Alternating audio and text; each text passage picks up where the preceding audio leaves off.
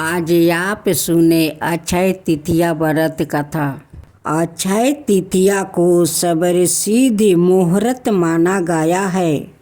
जिस तरह दीपावली के दिन लक्ष्मी की कृपा प्राप्ति की जा सकती है, उसी तरह अक्षय तृतीया को भी लक्ष्मी की कृपा पाने के लिए अक्षय तृतीया के शुभ दिन को लेकर यह भी मान्यता है कि इसी दिन गंगा नदी स्वर्ग से धरती पर आई थी। साथ ही अक्षय तृतीया को अन्य और रसोई की देवी माँ अन्नपूर्णा का जन्म हुआ था। हिंदू धर्म में इस दिन के कई महत्व और इससे जोड़ी उपाय की जा सकती है। शुभ फलदायी माना जाता है। मानता है कि इससे साल भर आर्थिक स्थिति अच्छी रहती है। अगर आप लाखों का सोना नहीं खरीद सकते हैं तो निराश होने की आवश्यकता नहीं है। आप मात्र 5 रुपये की चीज़ घर में लाकर भी शुभता प्राप्ति कर सकते हैं। ओवान लमर मिट्टी का दीपक मिट्टी का मह चाहता सोने के बराबर है। अगर सोने की खरीदी ना कर सकते तो मिट्टी का कोई भी पात्र या मिट्टी का एक छोटा दीपक भी अक्षय तृतीया के दिन घर में शुभता ला सकता है। दूलमर मौसमी फल अक्षय तृतीया के शुभ मुहूर्त में मौसमी के रसीले फल खरीदना शुभ होता है। आप कम से कम कीमत में अच्छे फल खरीद सकते हैं। 3 नंबर कपास अक्षय तृतीया पर 5 रुपये की कपास यानी रुई भी खरीदी जा सकती है। चरवा नमक अक्षय तृतीया पर सेंधा नमक घर में लाना शुभ माना जाता है, लेकिन इस नमक का सेवन कतई ना करें। 5 पीली सरसों मिट्टी भर पीली सरसों खरीद कर घर में लाने से माँ लक्ष्मी का आशीष मिलता है। अक्षय तृतीया से जुड़ी एक पौराणिक कथा है। कथा का अनुसार धर्मदास नाम का एक वेश्या था। धर्मदास की आर्थिक स्थिति ठीक ना होते हुए भी वो स्वभाव से बहुत ही धार्मिक और दानी था। एक बार धर्मदास ने किसी कथा के दौरान अक्षय तृतीया के दिन किए जाने वाले दान का महत्म्य सुना। कथा का महत्म्य सुनने के बाद वो हर साल अक्षय तृतीया को सुबह गंगा नदी में स्नान कर सभी देवी देवताओं की विधि पूर्वक पूजा करने लगा। अपने सामर्थ्य अनुसार जल से भरे घड़े जौ अनाज गेहूँ घी जई कई वस्तुओं को भगवान और ब्राह्मणों को अर्पित करता था। की जय हो। एक बार धर्मराज और लक्ष्मी लोगों की परीक्षा लेने के लिए एक जरे की मूसलाधार धरसीती हुई संध्या में अत्यंत बूढ़े स्त्री रूप का धारण करके पृथ्वी लोक में आए। नगर के एक धनी सेठ के द्वार पर जाकर फाटक खटखटाने लगे। दरवाज़ा खोलकर सेठ जी ने जब उन्होंने देखा तो बिगड़ कर बोले, अरे कीचड़ सने पाँव से सारे दालान में मिट्टी फैला दिया, भागता है कि नहीं यहाँ से। सेठ जी, हम इस रात में कहाँ जाए? बूढ़ा बहुत गिड़गिड़ाया। हमारे ठंडे से प्राण निकल रहे हैं, कहीं ठहरने भर को जगह दे दो।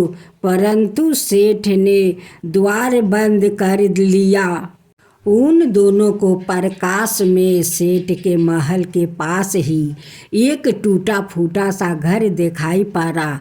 उसके टूटे केवाड़ से दिए के प्रकाश की एक किरण दिखाई पड़ी। बूढ़े ने बुढ़िया से कहा, आओ चलो उस घर में ही आश्रय मांग कर देखे। बुढ़िया ने कहा, जब इतने बूढ़े सेठ ने अपना यहाँ स्थान नहीं दिया तो या कंगाल क्यों देंगे? और ठहरने को जगह मिल भी गई तो रात भर में बिना ओढ़ने बिछौने के इन फटे भीगे कपड़ों में तो प्राण ही निकल जाएगा। बूढ़ा बोला, कुछ भी हो मुझसे तो अब और चाला नहीं जाता है। और उसने आगे बढ़कर द्वार थपथपाया। दूसरे ही क्षण हाथ में दिया थामे, मैली फटी धोती पहने एक स्त्री ने द्वार खोला। उन दोनों की दशा देखते ही वो करुणा भरे सवार में बोली, हाय हाय, तुम इस अंधेरी रात से कहाँ भटक रहे हो? आओ आओ, भीतर आ जाओ। उन्हें सहारा देकर वो भीतर ले गई। छोटी सी कोठरी में दो टूटी फूटी जलपाई पड़ी थी। उनमें से एक को खाली करके स्त्री ने उससे बैठने को कहा। दोनों के कपड़ों से जल चूकर कोठरी गीली हो चली, परंतु उस स्त्री ने उसकी तनिक भी चिंता ना करके जल्दी जल्दी गोईठी में आग सुलगा कर उन्हें तापने को कहा। फिर अरगनी पर से दो पुराने परंतु धुए हुए कपड़े लाकर बोली, बाबा आप लोग अपने भीगे कपड़े उतार कर उन्हें लपेट लो। क्या करूं, मैं बहुत गरीब हूँ, इससे इन्हीं दो कपड़ों में गुजारा करनी होगी। आपके कपड़े मैं निचोड़ कर फैला दूंगी।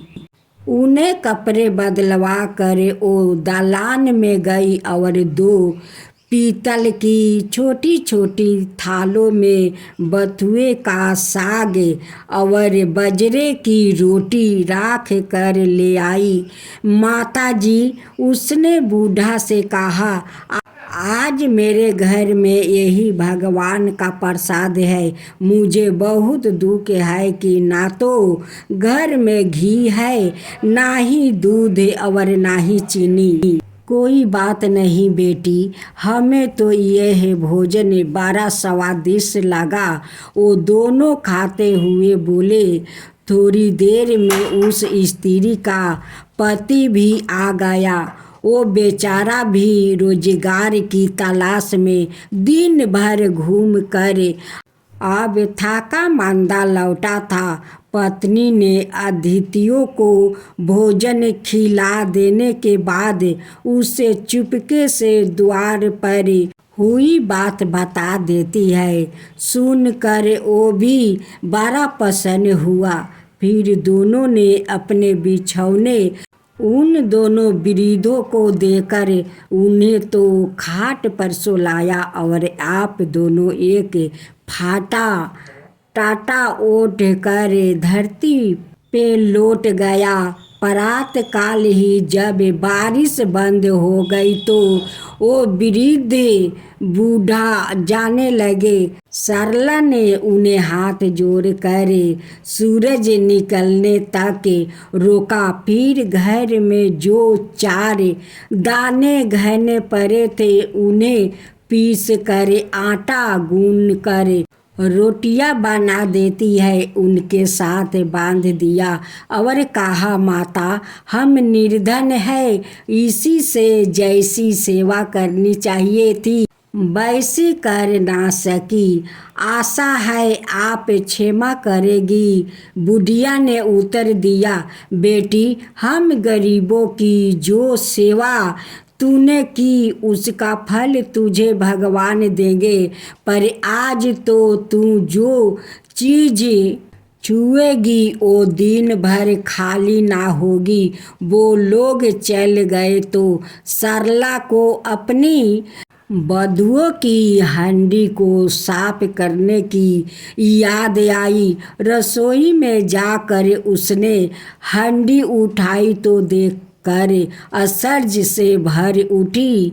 उस हांडी में असरफियाँ भरी हुई थी। अब जो उसने उसे उल्टा कर रखा तो वो दोबारा भर गई। वो उन असरफियों को उठा कर रखती है और हांडी में दूसरी भर जाती है। दिन भर में उसकी कोठरी असरफियों से भर गई। बस फिर तो उसके पति ने उन असरफियों को बेचकर सरला मकान ले लिया, एक कपड़े की दुकान खोल ली, घोड़ा गाड़ी और टमटम खरीद लिया और वो सुख पूर्वक रहने लगी। उस सेठ को जब यह समाचार मिला कि उसके निर्धन पड़ोसी एक रात में अमीर हो गया है तो उसने सरला और उसके पति को बुलाकर कारण पूछा। सरला ने सरल पूर्वक सब कथा सुना दिया। अब तो सेठ और सेठानी को रात दिन यही चिंता रहने लगी कि किसी प्रकार वो कारामती वृद्ध बुढ़िया मिल जाए तो वो भी हृदय भर असरफिया प्राप्ति कर लेगी।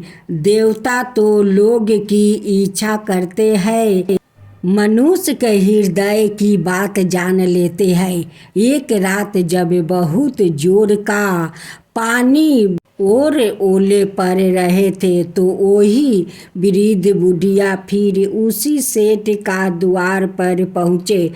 द्वार पर दरवाजा खटखटाना सुनते ही सेठ ने बिजली की प्रकाश में से झांक कर उन्हें पहचान लिया और जल्दी जल्दी अपनी स्त्री को उन्हें लेने भेजा। बिजली बुझाकर एक दिया हाथ में लेकर सेठानी बाहर आई और झूठी ममता दिखा कर बोली, हाय हाय बाबा, तुम कहाँ भटक रहे हो, आओ अंदर आ जाओ। फिर घर की सबसे छोटी जलपाई पर उन्हें बैठा दिया। घर में अनेकों गर्म वस्तुएं होते हुए भी वो उनके लिए 2 फटे पुराने वस्तुएं ले आई और बोली, बाबा घर में इस समय यही उपस्थित है। फिर उसने बिना पूछे दे दिया। घर की सबसे घिसी पुरानी थालियों में बथुए का साग और जुआर की रोटी भी ले आई। ओढ़ने को 2 फटे कंबल भी कहीं से मांग कर ला दिया। फिर सेठ सेठानी भी उसी कमरे में गद्दे बिछाकर धरती पर लेट रहे। सवेरे अंधेरे ही जब बूढ़े बुढ़िया जाने लगे तो सेठानी ने चाना पीस कर रोटी बनाई और उनके साथ बांध दिया और बोली, माता हम बड़े दलिद्रता है, आपकी सेवा ना कर सके, आशा है आप हमें क्षमा करेगी। बुढ़िया भेषधारी लक्ष्मी ने कहा, बेटी जैसी सेवा तूने की उसका फल तुम्हें भगवान देंगे। हाँ, आज तू जिस काम को हाथ में लेगी वो दिन भर समाप्त ना होगा।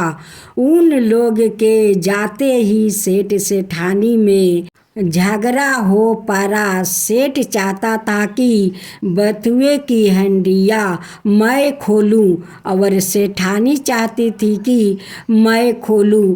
अंत में दोनों ने एक साथ हंडिया पकड़ ली।